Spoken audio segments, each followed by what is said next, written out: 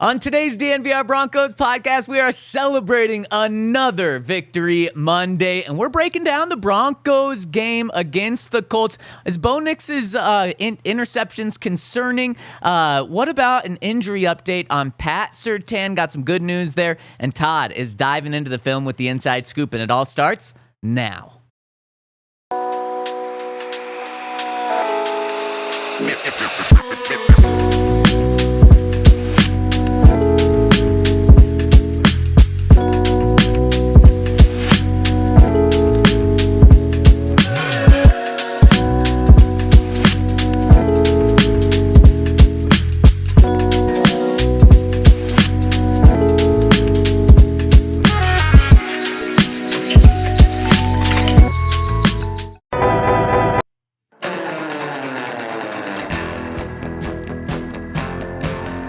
Dub Day! That is what the Broncos are celebrating today, coming off a dominating win, 31-13, or was it that dominating? We're going to talk about it, break it down, get into the film on the DNVR Broncos podcast, where we are live from the Toyota Lounge, driven by your local Front Range Toyota stores, and we're presented by Bet365. Use that code DNVR365 when you sign up to get their offers. We've got Super Bowl 50 champ Todd Davis, Henry Chisholm, you here behind the camera, and yours truly, Zach Stevens, rocking and rolling with you today. Fellas, how are you enjoying this Victory Monday?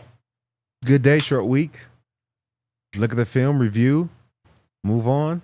Got to play on Thursday. Yep. And that's what we're going to do. We're going to jump into the Chargers starting tomorrow.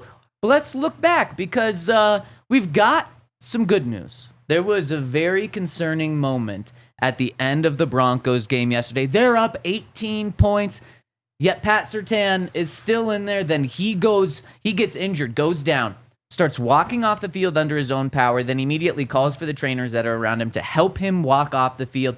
Immediately goes into the locker room after that, and it looked concerning. The best player on the team going down. Good news, though. Pat Surtain suffered a minor low ankle sprain. High ankle sprains are worse than low, so it's a minor low ankle sprain. I'm told after the game he felt good. He was not in a boot or anything. When I saw him walking around, he didn't look like he was limping at all. I was told he felt good. And honestly, it was more of a scare from Pat's perspective because, man, he was hit really hard a couple of times near the end of the game. So I'm told he's a game time decision for Thursday night, but it doesn't seem like there's any long-term concerns. And in fact, if he misses Thursday, that should really be the only game he misses. So I would say that this is almost best case scenario for how it looked initially last night. Yeah, that's important. I mean, he's the biggest piece to this team outside of Bo Nix. He's the best player that we have on defense, and he's playing at a really high level right now. So we need to make sure he's healthy and ready to go. That's most important. You don't want him to miss any games, but missing one on a short week is understandable as long as he's healthy for the rest of the season and playoffs. Mm-hmm. Yeah, I mean, Chris and Damari look great, but you want Pat and Riley on Thursday. Yeah, I think you really want Pat and Riley on next Saturday when the Broncos take on the Bengals, when you're going up against Joe Burrow. Yeah. As good as Damari and Chris Abrams-Drain were last night, and I think Damari played very limited, but Chris Abrams played a little bit, gave up 11 receiving yards during the whole game when he played, and Sean was very complimentary of both of them today. He said that Chris Abrams-Drain just has something about him that he really likes, and they do like the limited work that Damari's had in this season so far. But against the Chargers team, yeah, of course you want those guys, but I think it's really important to have them against MVP-level Joe Burrow. And we found out from Sean today that game is being flexed. So this one, the Broncos welcomed it to be flexed to Thursday night. Then the following week, it's being flexed from Sunday to a Saturday game. We're just not sure exactly what time. And it's interesting there. It could be any of the time slots on Saturday. It could be the 11 a.m. game. It could be the afternoon game. And it could be the night game, too, prime time, which would mean that game is played at the exact same time as the CU Buffs bowl game, which would be really interesting. But we do know that game is being flexed, and it gives us a little more insight on why Sean decided to have this coming game flexed to Thursday night, because now the Broncos have back-to-back short weeks, but they have more time to prepare for that Bengals game coming up than the Bengals do because they play on Sunday before. Wait, when they flex you, you have an option to say like. Only for this Thursday's game did you What do have you mean? an option. Like So no other Thursday in the season. You but can this only Thursday. you can only play one road Thursday night game, and since the Broncos already played one, they had to approve the change, and so it was kind of up to them what they wanted to do. And before it was the Browns and Bengals playing Thursday night, Yep. and so the Bengals would have had the rest advantage, but then the Broncos stole that. Oh, very nice. Yeah, Very nice, and so yes. it was a little. It was well thought out by Sean to say, "Wait, the Bengals might have a long week before playing us, but now we can have a long week and take away that for them and make them play a short week." So that's why they did that, with expecting that game to be flexed even more to Saturday. So a couple of interesting weeks coming up here. We're gonna adjust to it. The Broncos are gonna adjust to it. Thursday night. This week we've got the game, and before we move on from Pat, how important is it to have Pat for Thursday night's game? I think it's important because I still want to be or hold our places second in the division. Like if we lose this game, I think that drops us down to third, and I think it's kind of solidified. Even if we beat the Chiefs at the end of the year, so for us to finish second in the division, I don't even know the last time we've done that. Been top 2 in the division. It's been a long been a time. while. Yeah. Probably last time we made the playoffs, which was 15. So yeah, I think it's important for us to have them just to be able to play well. Last year, Oh, 8 and 9 was enough. Before that, 2019 they did it. okay. When would So be the it's been last a time they while. finished second in the That's division and made crazy. the playoffs? Because during Peyton's 4 years, they won the division. 2004. No way. That was Yeah. the last time they made the playoffs and were second in the division. Yeah. Wow. That's Dang. one of those ESPN stats. I think, it's big to have him back, mostly because if you win this one, you're probably going to be the 6th seed. You'd really have to blow it down the stretch, and the Chargers would have to play well, and that would be huge because you don't want to play the Chiefs or Bills in the first round. Mm-hmm. And odds are, if you get the 6th seed, you're going to be playing the Ravens. You just said you don't want to play the Chiefs? I mean, in So theory, I no. convinced you? No, last week? in theory, I think I convinced him, Todd. what you want is the Steelers he's or the backtracking Texans right now. is what you'd really like. The Steelers and the Texans are the two you look at and say you probably want. But realistically, you're probably getting the Ravens, even if you're the 6th seed. They play the Steelers this weekend, and that'll be a big game. But yeah, moving up, passing the Chargers means you're not playing the Bills, which is a step in the right direction. Yeah, it is. And the crazy thing about this Thursday night game is you could have the best corner duo, maybe the best corner trio in the NFL on Thursday night with Pat, Riley, and Jaquan, or you can be playing with your 2 outside corners being very, very inexperienced guys, younger guys, and this would be Chris Abrams-Drain's 3rd NFL game. And you would really be relying on him in this game. So, I mean, that's a big swing right there. Justin Herbert's a fine, good quarterback, but they are not using him like a $50 million quarterback right now. So that makes it a little more hopeful. You really hope that you can have one of those guys. As well as Damari and Chris are playing, you just don't want to have to rely on those guys to play 65 snaps, 70 snaps, play 100% of the snaps right now. Yeah. You hope to have one of those guys back. And last week, Riley Moss took an encouraging step. He was in the stretching part of practice, which is a step that he hadn't done for a couple of weeks, and then he did practice on the side field the rest of practice, which technically means he didn't participate in practice, but we saw him take a step.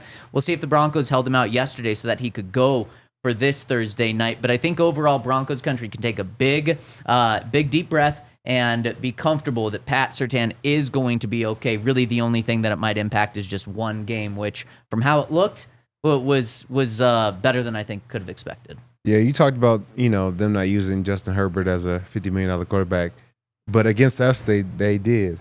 Mm-hmm. Like last time we played, he came out throwing the rock like crazy, and they were relying on the running game the entire time up into that game. So I look for them to have a similar game plan, especially with pieces up in the air. You don't know if certain guys are going to play. I think first and foremost, they come out throwing the rock, and if that doesn't work, they'll go through the run. Yep. That's fine, but what receiver? Lad McConkey didn't play yesterday, is that right? Did. He did play yesterday. Yeah. And he's obviously really good. Outside of that, I mean, you don't even have to guard Quentin Johnston because he just drops the ball all the time. But that's the one guy that concerns you. And so you just got to have a good plan. But obviously, you want Pat or Riley. Obviously, you want both, but you want one of those guys for Lad. Yep. It was weird yesterday though that so Damari was playing in the base packages and they'd put Chris in for nickel or dime, any of the sub packages. Have you ever seen something like that, Todd?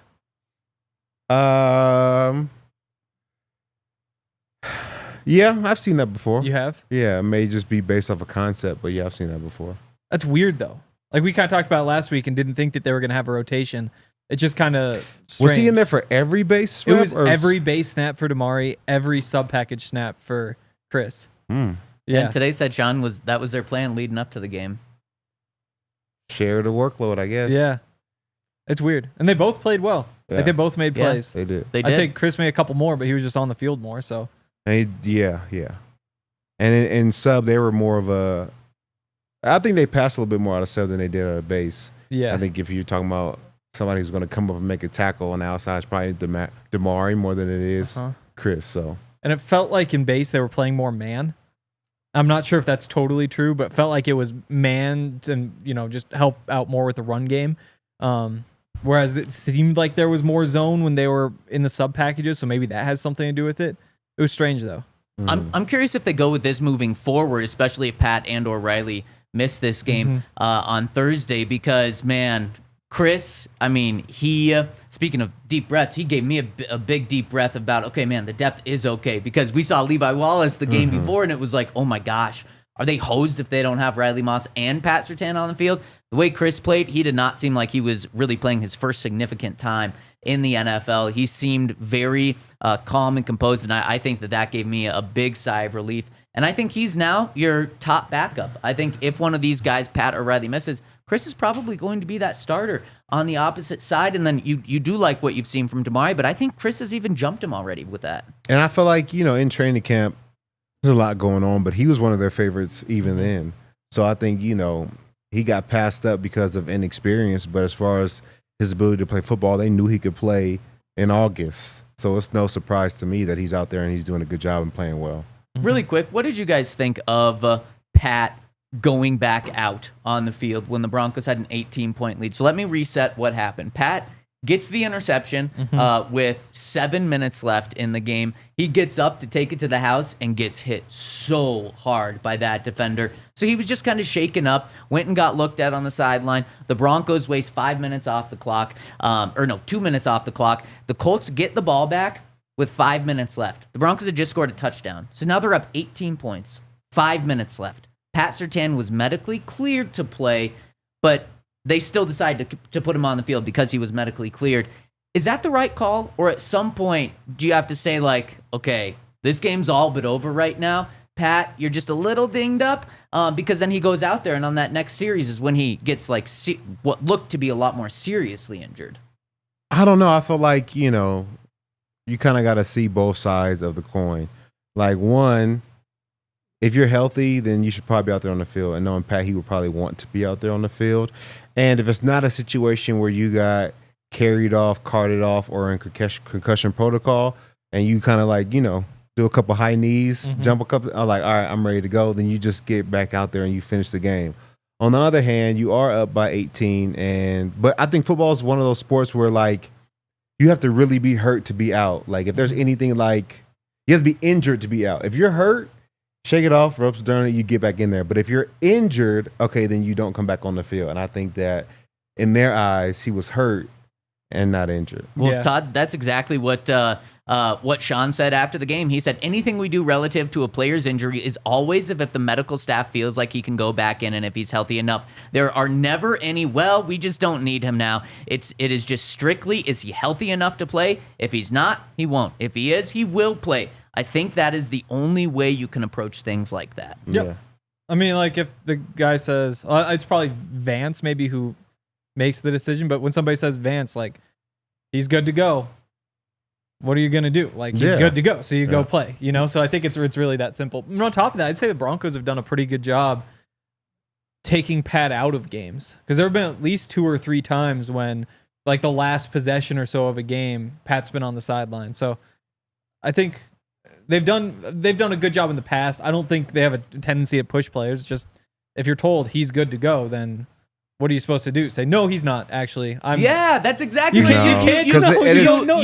You play common sense. Now, the good thing is, Pat, it's a minor injury. Broncos got away with one. But you're up 18 points. That is 3 possessions. You're with a quarterback. You You don't even have to worry about the quarterback. With 5 minutes left in the game, there's no reason to push it. I don't blame them when you're up 11 points with 7 minutes left. I don't blame them having Pat in. It's still very much a game. But if your really important best player gets a little dinged up, and there's 5 minutes left and you're up 18, no, man, you had a great game. Let's just sit you. Let's be smart here.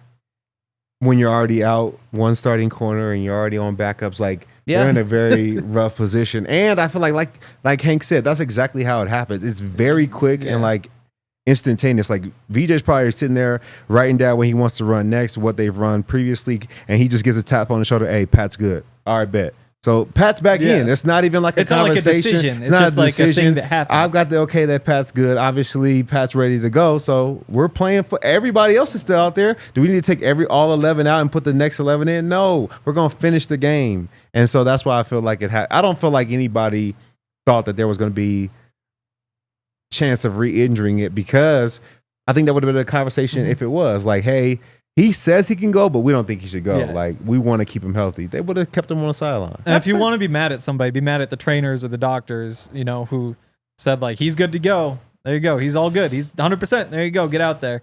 But again, I doubt they said he's 100%.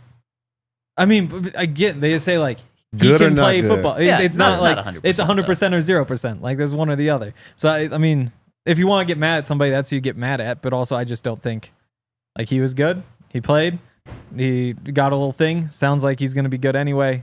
It's fine. And I feel like we've seen so many players, whether it was Zach Allen or PJ Locke or Brandon Jones, like, you lose your helmet, you come off a sideline, then all of a sudden you hear you're good, and they're back in the game. Every time somebody scrapes their shin, you can't be out for the rest of the game, If a trainer comes out and walks you and looks at you on the field and then you walk off with them, that's different than scraping your shin. They do that with everybody. No, not if you just have every time you're on the field and there's a stoppage of play, they come and they look at you and they take you off. But not scraping your shin. Like, there's something actually going no, on. I was being funny, but I'm just saying, like, anytime they come and check out a player, they check them out, they take them off the sideline, and then if they're good, then they usually return to play. Yeah. Okay.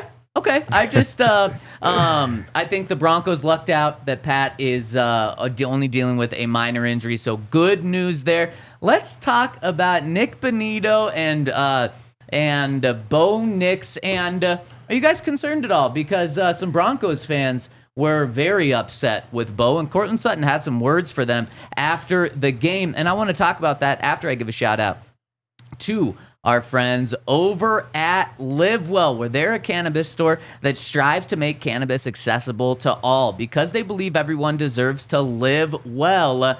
They have their name as Live Well. They have 25 convenient Colorado dispensary locations with a premium selection and expert service that awaits you. Their knowledgeable, supportive staff are here to help you on your journey. Visit a Live Well dispensary to learn more about their wide selection of cannabis flower, edibles, concentrates, and more. And they're proud to offer a price match guarantee, ensuring that you get the best value by matching local competitors' prices on eligible products. And on top of that, if you mention the code DNVR25 in store, you're going to receive 25% off one regular priced item. Restrictions apply, and you can also go visit them over at livewell.com to reserve your products online for an in-store pickup. And if you order online, you can go in the store and use that code DNVR25 to still get that discount. So make sure to check them out and use that code DNVR25.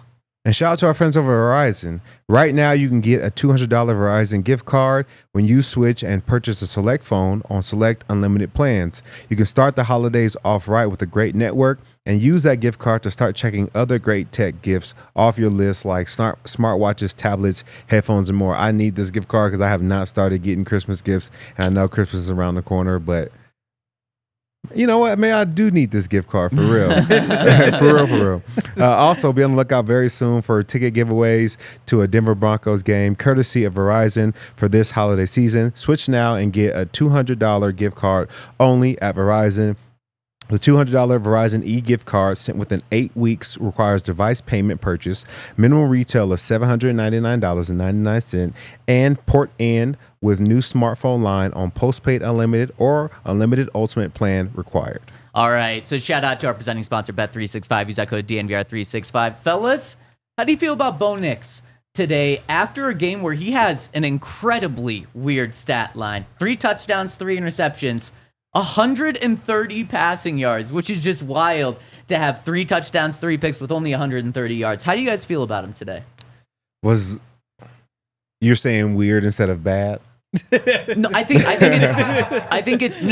the weird part is the 130 passing yards while throwing 3 touchdowns and 3 interceptions. Typically, if you're having a 3 touchdown or a 3 interception game, you're probably throwing for 250 plus yards. Then to have both of them, it probably means you were throwing the ball a ton, and he did throw the ball over 30 times, but you're probably also racking up a lot of yards with that. So I think that's the weird part to me is 130 yards. Yeah, I think that, like I talk about it all the time, Peyton Manning in that Super Bowl run was not like the greatest of all time. In some of the seasons he had, he's always the greatest of all time. Fair to say. But very nice way to say it. But I think just like Bo Nix did yesterday, like once we got a turnover, Peyton went down and scored. Fourth quarter, we needed a drive, Peyton put it together. Like he did everything we needed when we needed to. And I think that Bo Nix yesterday, he did a great job of capitalizing when Marvin Mims had a 61-yard return, or we got an interception, or we made a big play, we forced a fumble. Like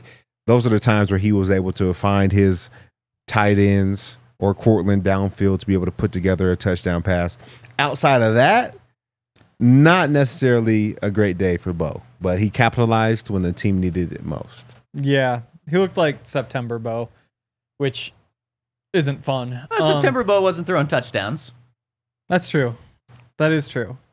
He also never threw 3 interceptions in one game, though. That's so there's also that. Yeah, you just want to see it get better. You don't want to have that same thing happen on Thursday. And I am just a little bit concerned because typically on the short weeks, Sean has said you just wind up reusing a bunch of your plays because you just don't have time to install a whole new game plan, all this new stuff. So you take 60% of last week, throw on a new 40%. And last week's plays didn't work. So that part of it is a little bit disappointing. Bo played an awful game, which is a bummer, but they happen. Peyton had 22 games where he threw 3 interceptions. Tom Brady had 13. Justin Herbert actually hasn't had one, which is kind of interesting. Burrow only has 2. I don't know. He's more like Peyton than Justin Herbert, though, I guess is what I'm saying. Man, they, as an offense, scored 24 points because Benito obviously took one to the Casa Benito there. They scored 24 points.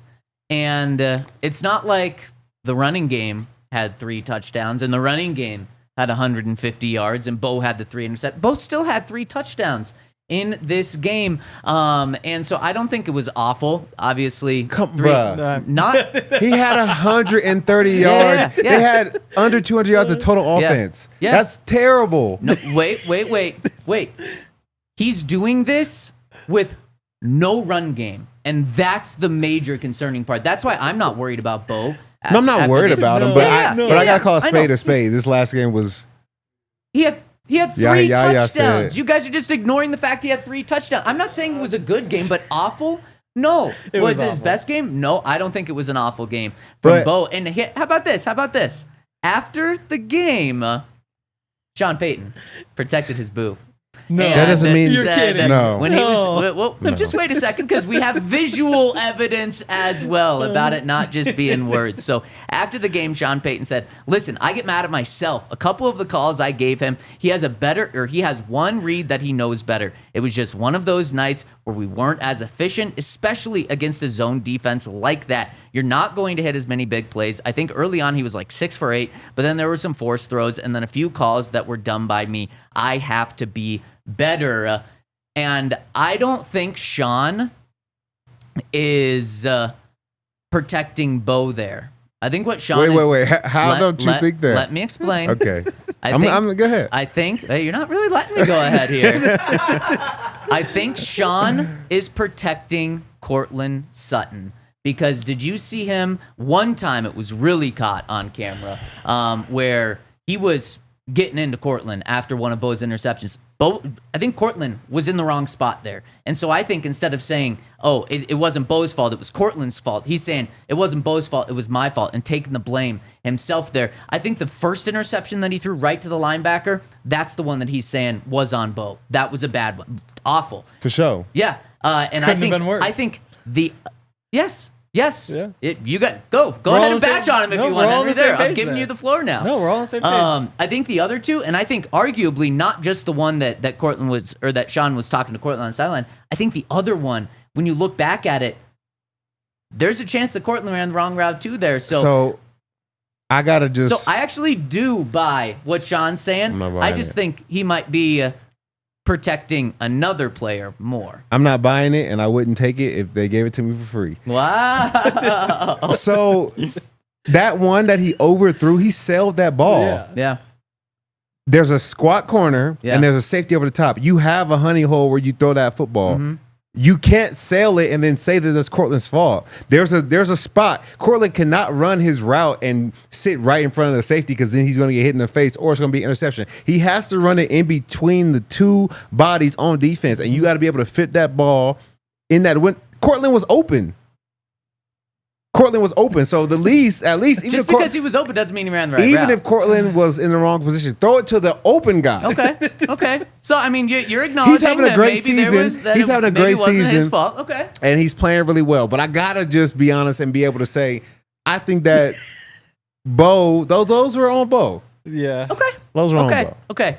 Not what the head coach says. It's Not what the head coach's actions also say on the sideline. Yeah, but Sean said he wanted JJ McCarthy in the beginning, and that was all a ploy. So this is a trick. He's plays mind games 90% of the time. And then what was he doing with his actions? He was out there with Bo at Oregon. No, he wasn't. He was talking to JJ McCarthy. No, he was out there at Oregon with Bo. Those were his actions. At the I'm saying, look at his actions. At the combine, who was the first quarterback he talked to, and who did he talk to the most? It was JJ. He was playing the game. Yeah, those were his words. But what I'm saying is, you have to look. Actions. That's not actions. His actions too. He was with Bo at the private workout. He brought the whole team out there with him. That's what I'm saying. Look at the actions with Courtland there. So I'm not. Well, his concerned. actions with Courtland said it was Courtland's fault, but then his words said it wasn't. So I'm supposed to go off. Wait, what am I going off of? His words or his actions? I'm going off of those 3 asked interceptions I about watched. Court, so. But I'm just saying for your argument was I'm going off the words or the actions. You're going off both.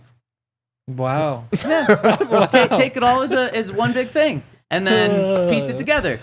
I don't think he's chewing out Court because he's so proud of the job he did and he had no blame there. I don't know. I'm just saying. Also, I think that there's legitimately that's there. I'm not concerned. I think if Russ throws throws that same exact throw, the same exact way, same exact read, he's just. Not throwing him under the bus. He's driving the bus. He's telling him he's over him. Give up his guarantees. Yeah. Saying, Russ, change your contract. Yeah, I mean, also just have to remember, at least half of the interceptions in the NFL aren't necessarily the quarterback's fault. You know? So like whenever you look at like the interception totals, you can usually guess like half are like, oh, bounced off a receiver's hands or like got tipped at the so it's still 3 interceptions regardless. You know, even if you do think that like, oh, you know, he got some tough breaks. Tough breaks happen in the NFL. Like it all kind of balances out in the end.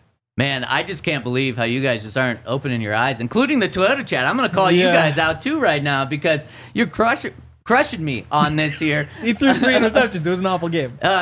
My goodness. Yeah, and you're not looking past it. You're not looking at the tape. I'm curious if you're going to dive into these and on that's the why scoop. I looked at the tape. It's like there's a bear standing right in front of you saying, no, you just look past it. And like you can't look past it. It's right there. It's about to kill you. Let's get to the inside scoop after I give a shout out to our friends over at Bet365, where fellas, Bet365 was very kind to our bets yesterday. Our squad ride over at Bet365, we missed by 3.5 yards. And it was the easiest one. It was the Courtland Sutton over 23.5 receiving yards for his longest catch of the day.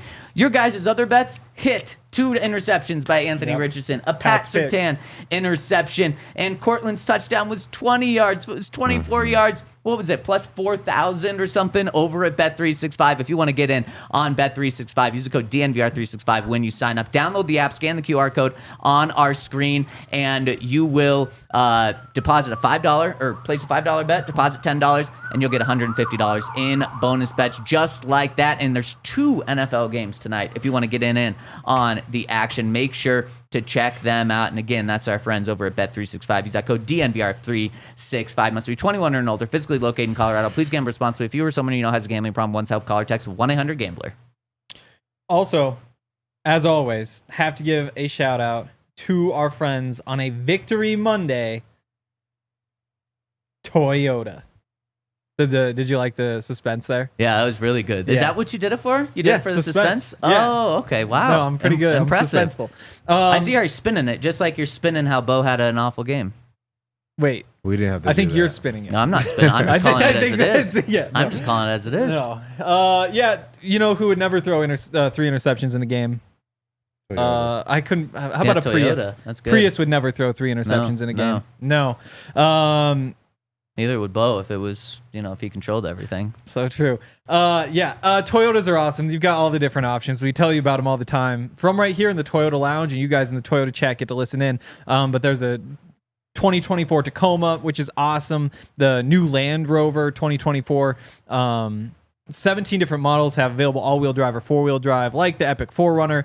They have more low and zero-emission vehicles combined than any other automaker. So that means that you guys, the customers, have numerous choices to reduce your carbon footprint. 60 different hybrid vehicles, like the Tundra iForce Max hybrid truck. A whole bunch of different options, and you can go check them out at your front range Toyota stores at a location near you. There's AutoNation Toyota, Arapahoe and Centennial, Corwin Toyota in Boulder, Groove Toyota in Littleton, Mountain States Toyota in Denver, Stevenson Toyota East in Aurora, Stevenson Toyota West in Lakewood. Toyota, official automotive partner of the NFL, official vehicle of DNVR. And shout out to our presenting sponsor, Bet365. We found, before we get into the inside scoop, we found Hank's burner account. Alex in the Toyota chat. Todd, help me out with this one. Alex, just a couple of comments ago, said, nice fresh haircut, Henry. Oh, thank you. Henry's wearing a hat. You cannot tell that he has a fresh haircut from this camera. So, Henry, you gave yourself away. Alex, we know you are Hank's burner account because I don't fish, so it couldn't be me. But see, that's something you do. Is you throw things in that make it seem like it's not you. That's true. And do you guys I read right through it. No. Do you fish, Todd? I have fished, and I enjoy fishing, but I'm not like have a whole bunch of bait and reels. And I don't know how anyone can enjoy fishing. I just don't like touching them. Just go and sit. Chilling with your friends. That's the fun part. Hang with your friends. Like just and then when something's on the line, like the thrill of reeling that bad boy in. Cracking open a Coors Light on a boat, and you're just like you have the fishing rod out there. It's so fun. That's why the idea of like just feeding the fish, like going on a boat and like I guess that you like holding the rod in the water. That part's nice too. I just don't need to like pull them off and like unhook like the hook from the bloody lip and fish. I want to hang out outside. I'm with Henry. I'd rather just go out on the boat and feed the fish. And maybe there's some like geese, some ducks. You guys go to parks and feed pigeons. Too? That sounds like we probably should. Imagine you're just eating a sandwich and then all of a sudden you're just being yanked. You're just yanked across the room with something in your mouth. Like, ouch. Whoa. But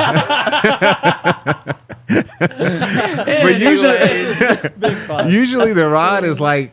Not like it could be in your hand, but most of the time it's like in a hole in the boat. You see it jiggle. So once the fish pulls it, you have time to like step up and grab it. You're not like on the front end of the boat and then just get pulled to the back. No. I'm talking about if you're the fish. Imagine you're the fish with something in your mouth that gets hooked like that. I don't know. Now you're convincing me even less. You're like, oh, it's so fun. You don't have to do anything. That's the fun part. You just hang out outside. Yeah, it's like hiking, except you don't have to work as much. It's like hunting. You know what I'm saying? Oh, yeah. I don't like the. I think I'm way out on that one too. Okay. Yeah. Right when we graduated high school, a bunch of my friends we took a camping trip, and my friend Ike, who I love, was in charge of getting the food, but he planned to just catch all of the food And so there are like 6 of us in our big raft just like floating around a lake trying to catch. Starving. And obviously like no fish is coming anywhere near that. So that was a mistake. Dang, Okay, let's dive into the inside scoop. I'm so excited to see Todd break down how Bo didn't have any issues yesterday. So Todd, why don't you take us inside to the inside scoop? All right, let's do it. We're going to start here with the first quarter. And the first quarter was not the hot start that we wanted, but this is Anthony Richardson's touchdown run. Just want to break this play down a little bit. What they do is they're running a slash with a zone read. So he's reading Jonah Ellis right here on the line of scrimmage. They tell him if his shoulders are square, meaning like he's trying to run upfield, then he needs to give the ball to the running back. But if his shoulders are downhill, like he's trying to tackle the running back, then he pulls it and then captures the edge. Well, the reason why this play is so easy is for 2 reasons. One, we don't have enough bodies on the outside right here. What happens is this wide receiver is coming to crack block our safety. So he's going to have leverage on him. That means Pat Surtain has to fire and crack replace. But what they do is they are able to slash this running back or wide receiver, and these linebackers are supposed to trigger and go back a gap to be able to help on this run to the outside. But unfortunately, we don't get the bodies to fall back fast enough. So Jonah Ellis, who they're reading, takes a step down. So as soon as he has that, Anthony Richardson is fast enough to capture the outside. And when they slash his wide receiver back, now they have a blocker one-on-one for Pat. So now you have a blocker on a body. Anthony Richardson has to beat, Jonah Ellis is fast, but Anthony Richardson is just a little bit faster. Yeah. And he's able to capture the outside. And it was a good play design by them, but we didn't have enough bodies that kind of went back with the flasher, especially when you're in zone read. You got to follow the color in front of you, and that's why they were able to capture the edge on this one and get this touchdown. This is a play the Broncos ran a lot a month or 2 ago, and they run out pistol, and it was often it was usually Michael Burton instead of Pittman who was pulling and running out in front. But just watching this makes me think the Broncos might need to get back to that because they were running that when the run game was clicking more. Yeah, because I think you really put this defensive end like in a bind. Because if we're reading him, like you can't be right. That's the problem. And then it's tough because what you want him to do is to stay square so that they hand this ball off downhill. Because that way, then this extra blocker is not a factor because they're not running outside. And then he has the quarterback. Because if you see him, he just bluffs him. So if he's able to stay square, which he's supposed to have the quarterback. If he can just stay square, nobody's blocking for him. They're accounting for him not being able to get there because he's going to make the wrong read. Which the offensive credit, it's a great play because the defensive end can't be right.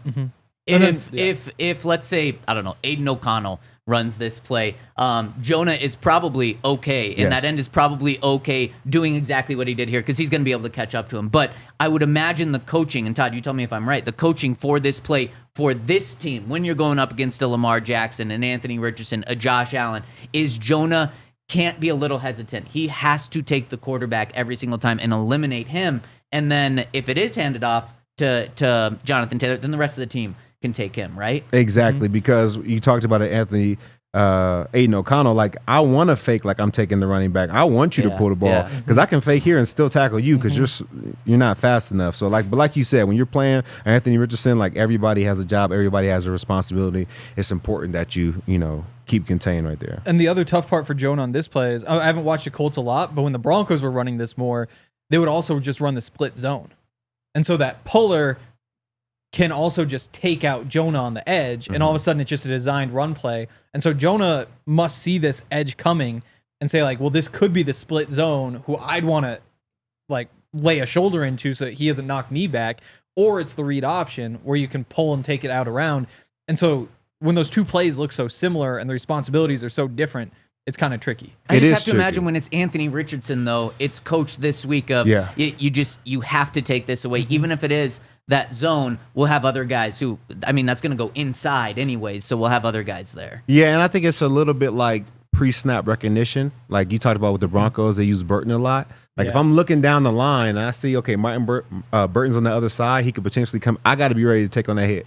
If I see Pittman, like, come hit me if you want. You're not going to do nothing. You know what I'm saying? It's a little bit of like pre-snap recognition.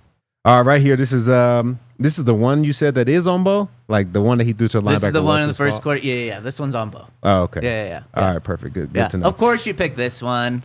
Jeez, you're just I don't know joining if the I have Henry the other side one. recently. But this is shameful. it's hard to tell side. exactly what they're playing because I can't see the back end, but it feels like they're playing cover 2. And with the 3x1, if he gets one vertical and he gets a dagger, the linebacker is taught to come off on the dagger. So if they were both vertical, the linebacker has to stay up to protect the inside. But with one vertical, the safety is going to squeeze back in and take the single vertical. So he does a great job of not only coming to take the vertical, but then he pads back with the quarterback's eyes. So unfortunately, Bo throws it right to him. He doesn't see him trying to work back inside. And I think this play was on Bo because I feel like for the first time in a long time, Bo was forcing throws. Like he knew where he wanted to go with the football and tried to get it there. And I feel like that's what he did the first 2 games of the season, but he had gotten far away from that and just started taking what the defense was given to him. But I don't think he did that right here with this play. I think that he saw them in cover 2. He thought the linebacker would either stay vertical or once he broke off that he would be able to fit it right behind the linebacker to Little Jordan Humphreys. But the linebackers did a good job of being square and actually caught it on his back shoulder and made a good play. Yeah, really bad decision from Bo here. No excuses. That's the one that Sean pointed to. Yep. When you go to that first frame, you can really see what he's looking at, though. Yes. Because he must think that linebacker is just going to be running deep. Like it's a Tampa 2 and not just like a normal cover 2. And it's just going to open that space. But yeah, and it's funny because this is one of the plays I talked about breaking down the Colts and, in a way that you could attack their defense. Like if this plays in cover 3, that's where I was saying you can hit players over the middle because this linebacker is going to spread out a little bit. This linebacker is going to spread, and then you have like a little honey hole in between the 2 linebackers where you can fit the ball in. But that only works for certain coverages and certain players. So, unfortunately, it wasn't cover 3; it was more cover 2, and he was allowed. The linebacker was smart enough and good enough to see the in-breaking route right there. All right, shout out to the tight ends. This is Troutman. This is a good throw by Bo Nix. He's able to find him right here.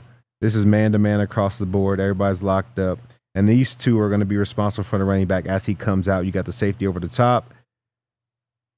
And I don't know what this guy's doing. He's looking completely in the backfield. Everybody else is locked in, and he just lets him go. But nonetheless, it's not our fault. Troutman is able to get into the end zone. That was a good play design by the Broncos, and, we're appreciative anytime anybody just blows their assignment like that. Yeah, incredible play design by Sean there. Those are tough ones to.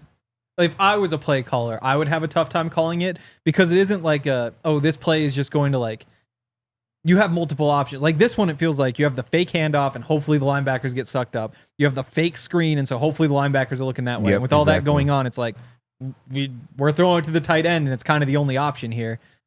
And I think that's what this guy. I think that's what he saw is like the fake bubble screen, and he's just sitting flat-footed looking at Bo Nix when he's supposed to have his eyes on his coverage. Yeah, and I think that's what trips him up on this play.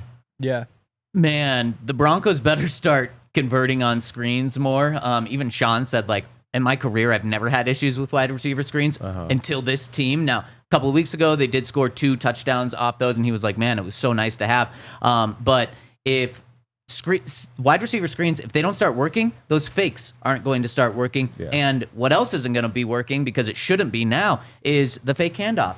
If I'm a linebacker or if I'm a coach teaching a linebacker that's about to play the Broncos, never bite on a fake handoff. These guys can't run the ball when they try to anyway, so don't get caught by that. So that's something maybe we'll dive into tomorrow, how the Broncos get the running game going, because that's a big concern. And then plays like this won't be there if there's just no threat of a running game. Yeah, everybody will just be ready for the pass because that's all we can do right now. All right, this one was, I think, the play that changed the game. This is when Taylor drops the ball at the 1 yard line or half yard line, however you want to see it. This was his long run. I feel like if this had stayed, it would have been 20-7. I think we would have been in a hole and it would have been a tough day for us. But it ends up being a fumble and another turnover for us for this day. So if you look at this play right here, the reason why it works so well is I think we're a little bit bossed over too far to, the weak side, because they got to treat this extra body as if he was kind of on this line because he's a potential lead blocker for this running back. So first and foremost, on this play, sorry guys, you got DJ Jones right here in this front side A gap. He has D gap, or he has C gap, he has D gap. But at the start of the play, DJ Jones swims backside, and that works if you're able to get penetration and make the play. But if it doesn't work, now you have the B and the C gap, or the A and the B gap completely wide open, and you got one-on-one with the linebacker. This offensive lineman is scooping to the backside linebacker, and these guys all have leverage on their blocks to just wash them out. So that's the reason why this big crease is created. I think DJ Jones, you're trying to make a play, but sometimes if you swim or if you go backside, you have to get home, because if you don't, it leaves a huge void in the defense, and that's how you see everybody gets washed down. We have the one-on-ones on linebackers, and although you want to be agile, you got 330 versus 230. You're not going to win in most shoving matches, and they're able to capture this big gap right here, and he really does a good job of hitting the hole. And this right here is where he made a mistake. That's bad. No, Sean was sitting right next to me, and he was pissed. He was glad that the Broncos got the ball, but just as far as running back play, this is like a huge no-no as a running back. And it, really cost this team the game, I feel like. Well, and not only the game, you can make an argument that this, 1 foot wrong decision right here cost the Colts, was the most influential play for sure in the entire NFL and the entire season, because not only did it potentially lose the game for the Colts, it also killed their playoff chances. Now they went from, a 30 to like a 5% chance to make the playoffs, or maybe even more drastic.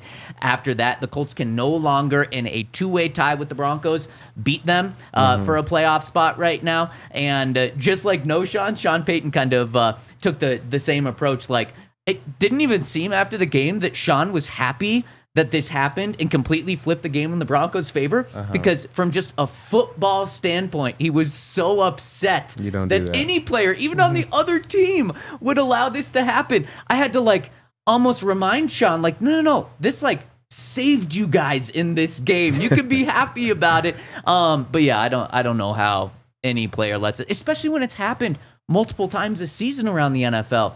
How do you let this happen? And when Sean was asked if it could be a teaching moment for the Broncos, he said, no, this can't be a teaching moment. That should never happen. He was just so upset about it that he doesn't even want to look at this play again. It was also funny in the locker room afterwards, because some guys just tried to, PJ, for example, really tried not to rub it in. It's I just don't know how it happens, but football gods had our back, that sort of stuff. Yeah. But then you also have Adam Troutman, for example, said that he was asked what would happen if somebody on Sean's team did that. He's like, well, if we were on the road, we'd be flying commercial back. I think Court said the same thing. That'd be the last play you'd have as a Bronco. Or I think Cooper was the best when he said, shout out to him. Yeah. Just shout out to him. And those guys are right, because Sean, I can't imagine the wrath that someone would have. And before we go any further, I want to give a shout out to Jonathan Taylor, but also to our friends over at Bird Call, where Bird Call is delicious chicken food served right here in Denver. Chicken food. Chicken food. No, that's not how I'd sell it. What, just chicken? Yeah. It's and it really is delicious. I told you guys about the Cordon Bleu, the Rancher, the Nashville Hot, the Southern Chicken. We can keep going though. They've got the Deluxe, which is more of a classic one with their fried chicken. You're gonna get some pepper jack on it, bacon. They've got the original. They've got buffalo grilled Caesar chicken, and what this comes with is it's the chicken patty, and then on top of it is just a fried melted piece of cheese, and it is so good. A Parmesan crisp. They've also got veggie sandwiches. They've also got beer and tenders. If you want just delicious food with so many different options of chicken for human consumption. Yeah, not chicken food. Bird Call has got it, and they're even going to hook you up with a bird in a box for $9.95. You can build your own bird in a box with your choice of 2 sliders or 1 slider and 2 tenders, plus tots or fries, pickles, and one of their signature sauces. You can upgrade to the Nashville Hot Tenders as well. We love Bird Call. We know you're going to love it too. So if you're visiting or you live in Denver, make sure to check them out. Use that code DNVR, where you're going to score 25% off any order of $15 or more over at eatbirdcall.com. Use that promo code DNVR. Also, got to give a shout out to Coors Light. That's just, to me, that's, of all the beers in the world, that's just the classic. The Coors Light is, when somebody says beer to me, what comes to mind is Coors Light. it really it's just so drinkable. It tastes good. You can have a bunch of them, or you can just have one and relax. Coors, I'm getting thirsty just thinking about it. Luckily tonight, 2 Monday Night Football games. Yeah. Avs play, Nuggets play.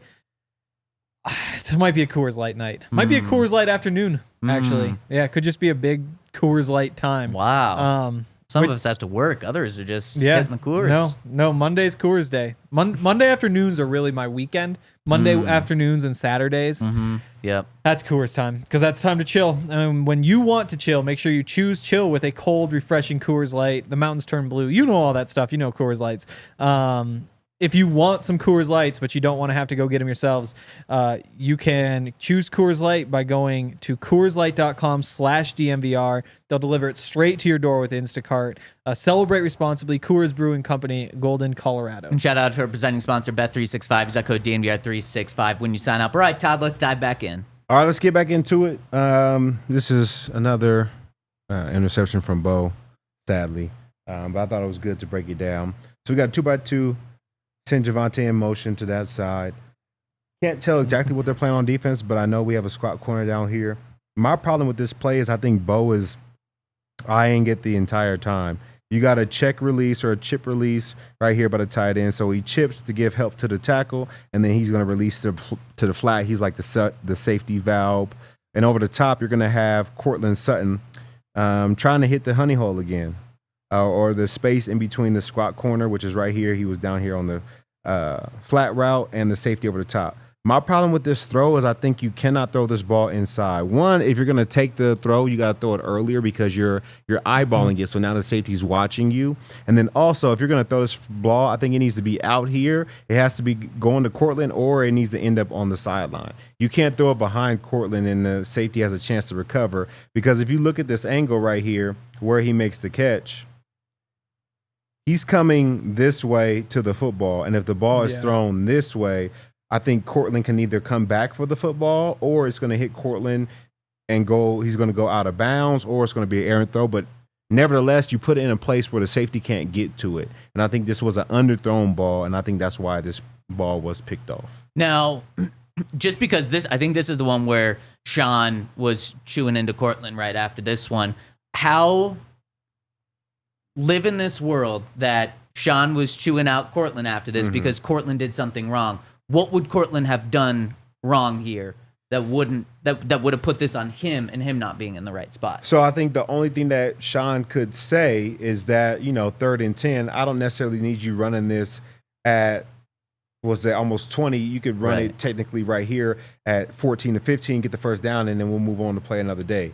But I think either way, I still think Courtland was open. I think it was a bad throw. But if I could say that Sean was mad at anything, I think he wants it done here instead of here. Okay. Yeah. Fair. Or he kind of ran the corner. He rounded a bit, maybe just flat to the sideline. Because it almost seems like it could be like a comeback, except you have the underneath defenders. That doesn't work. Yeah, but on these routes, the reason why our wide receivers round is because I got to make it look like I'm running vertical as much as I can. And so a big breakdown, even though I can break down fast, you see my feet chatter, and then you're able to break on the ball. If I can run and they just like take this dig step and try to, turn out, it allows them to create more space because I made you think I was going vertical for so much longer than if I had to like break down and run it out. And it really is wide open. Yeah. Like there's so much space. Yeah. Yep.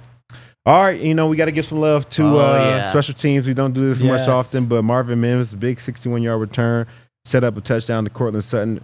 No matter what, you got to make the first guy miss, so I think he does a great job of that. And then what they also tell you is they're trying to pin us on the sideline right here.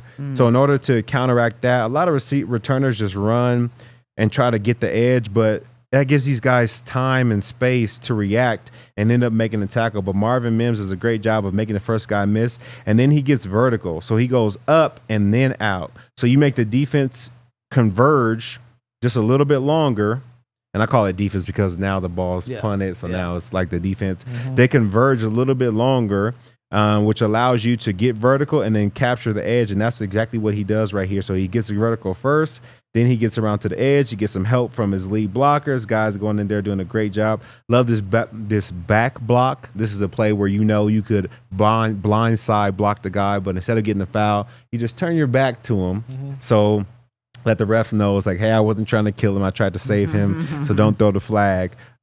Great blocking here by Skinner, and he's able to turn this corner. 61 yards, great return. You guys know who that is? That's Drew Sanders. Shout out to Drew Sanders back in the mix. He almost had a making pump things block, happen. too. Yeah, I think this should be a touchdown though. If you got one-on-one, you got a linebacker versus the punter, and you got Mims. Like, we got to get to the house right here. Yeah. But unfortunately, we didn't. But still, it was a great return for Marvin Mims. Sorry, Todd. One of the things that I love about Marvin is he typically goes north and south, and that's exactly what you highlighted there. Was his initial was going north and south to at least pick up some yards, and then it also messes up the coverage like you showed. Then he breaks it to the outside, but when he breaks it to the outside, he's not just going on a yard marker. He's actually still going up the field. And look at the score and time of this game. Man. When Marvin catches the punt, at the 20-yard line? Yeah. The Broncos offense hadn't scored a touchdown since the first quarter. They are down right now with 14 minutes left in the fourth quarter. They're down 13-10. Who knows what happens if he doesn't have this big return? Gets him to the 15-yard line? Come on. Anyone should be able to score from the 15-yard line. This was such a big moment in the game because then, of course, the Broncos go on to score 21 unanswered points in the fourth quarter and win here. But I just couldn't believe that this play was still in the fourth quarter because they're down right now. Yeah, we really didn't play 3 good quarters of football. We found a way to win this game in the fourth quarter and really scored 21 points in the fourth quarter. That's crazy. Yeah. And if any of you in the Toyota chat see this play again on Twitter or whatever, just watch JL Skinner the entire time because it's just an insane play. He's taking out guys left and right. Yeah. It's awesome. And it's a lot of fun, especially because it's Drew Sanders out there too. And that's why you draft the big, strong guys, because even hopefully those guys turn into starters. If not, this is what you can do on special teams when you're just massive and can take guys out. Yeah, you definitely drafted him to play, but yeah. Special teams. Yeah. It's very important. Honestly, 3 same phases thing to football. Same thing with Marvin. You want him to be a starting receiver, but instead you found the best return in the AFC by just about any stat. Yeah. So it's a nice little consolation at the very least. All right, here's the great pick. What do they call it? Fumble recovery from Nick Bonito. So it's 4x1. They're going to do a little pass out here, and then he's going to pass it back. But what's crazy about this play is that you see Pat putting pressure on the receiver throwing the football. Pat is right here next to Nick Bonito. So he rushes off this edge on a blitz and then gets to the other side. But Nick Bonito, he's kind of getting blocked. And then he just kind of just stays patient and, waiting to see what's going to happen, what's going to develop. And sure enough, he goes from being right here and he just jumps right in front of the pass, fumble, and is able to take this ball to the house. He's playing really, really well, but this is just patient football. I thought it was very unique to see Pat and him were right next to each other. Pat continues to rush. Because if Nick rushes, this play is absolutely set up to be a great play for them. They would absolutely score on this play if it's not for Nick Bonito. They have all the bodies in position to block up for this pass to get back downfield. So shout out to Nick Bonito making a game-changing and game-saving play. Well, and with him being second in the NFL in sacks, we talk about how good of a pass rusher he is with his get-off and stuff, and he deserves a lot of credit. This play was won from the mentals, and he absolutely won it there. He said he realized at the start something weird was happening just because of, you typically don't throw a pass backwards for his screen. And then instead of just going and tackling Anthony Richardson, he waited. He baited him into it. It was, I believe the guy that threw the ball said, well, the play was set up fine until Nick Bonito turned into Ed Reed on that play, and that's exactly what he did. Todd, love the inside scoop. We got a lot of super chats to hit in just the final 2 minutes, so let's hit them right now. We've got a super chat coming in from our friend Rashawn, who says 3 takeaways. 1, we are a playoff team. 2, wide receivers got 0 separation and must be addressed in free agency due to weak draft class. And 3, I would die to draft Ashton Genty. Yes, a lot of good running backs. A lot of good running backs, which is really good. Yeah. Next one coming in from Brandon says, Bo was money in the red zone. Is currently 12th all-time for total touchdowns by a rookie with 25. Fantastic stat there, Brandon. Do you guys want to read that first part? Bo was money in the red zone. Okay, good to know. E. Lozano says, dub for a dub. Love it. Let's go. Andrew chimes in and says, concern the book is out on Bo and Sean and the play zone. Let's saying play zone. Play zone. They should play zone against them. Yes. Play zone. Yeah, play zone. Play zone. And the play zone. And the play zone. Yeah. That's what I said. The play zone. Play zone. Yep. Also run the ball. It's a good question, Joe. And yeah, I mean, running the ball is big. Jake says running back room is a problem. Might have to give Tatum Bell a call. LOL. There has to be someone looking for a job that could provide a spark. James Robinson. Let's really dive into the running game tomorrow there, and maybe even some names like that. Shut up, #ShutUpKaren. Wow, it says DNVR is always bringing a good content. Vele, tight ends, and the quote-unquote run game need to show up against the Chargers. Bo, leave. They certainly do. Jake again says, Zach, if you are taking the picks away from Bo, you need to take 2 of the touchdowns too. Both tight ends were schemed wide open. Todd could have tossed those. Okay, so great. Could I. Great. We'll take all 3 interceptions away. We'll give Bo 1 touchdown. There we go. Okay. Dylan says, our offensive line was getting dominated all game long, and no one's brought it up. Does a bigger, more physical defensive line concern anyone moving forward? No, I don't think so. They have a good unit up front. Yeah. So yeah, I think we'll be good though. And Andrew rounds us out saying, after this game, is Bo out of the offensive rookie of the year running? Probably. Yeah, the odds are long now. Yeah. Maybe something crazy will happen. Yeah, and certainly 3 weeks left. And as Nick Benito said, just keep stacking those numbers, and we'll see if Bo can do that. And we'll be back tomorrow to break down how to get this running game going. We'll have Baldy too. Thank you all so much for tuning in. We'll see you tomorrow on the DNVR Broncos podcast. We all silly like the mayor.